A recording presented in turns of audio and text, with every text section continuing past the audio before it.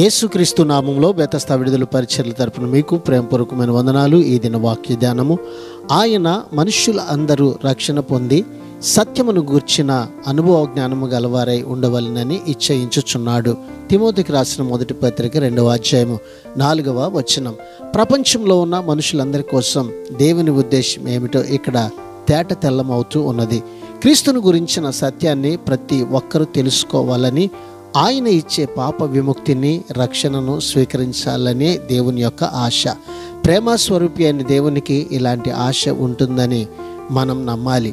అయితే చాలామంది సత్యాన్ని తెలుసుకోకపోవడానికి, రక్షణను, పాప విముక్తిని పొందకపోవడానికి కారణం ఏమిటి?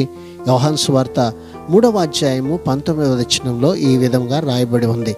వెలుగు లోకంలోనికి వచ్చిన కానీ తమ క్రియలు చెడ్డవైనందున మనుషులు వెలుగుని ప్రేమింపక చీకటినే ప్రేమించుచున్నారు.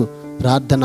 మహాపరిశుద్ధుడా, మహాగణుడా, మా మంచి యేసయ్యా, నీ మహాకృపను బట్టి ప్రేమించి మరొక నూతన దినాన్ని మాకు ఇచ్చినందుకు నీకు వందనాలు, స్తోత్రాలు చెల్లిస్తూ సత్యమును గురించినటువంటి అనుభవము కలిగిన వారమై నీ రక్షణ ఆనందాన్ని అనుభవించినట్లుగా నీ ప్రజలమైన మమ్మల్ని జ్ఞాపకం చేసుకొని బలపరచమని యేసు పరిశుద్ధ నామమును బట్టి ప్రార్థించి అడిగి వేడుకుంటున్నాము తండ్రి. ఆమెన్.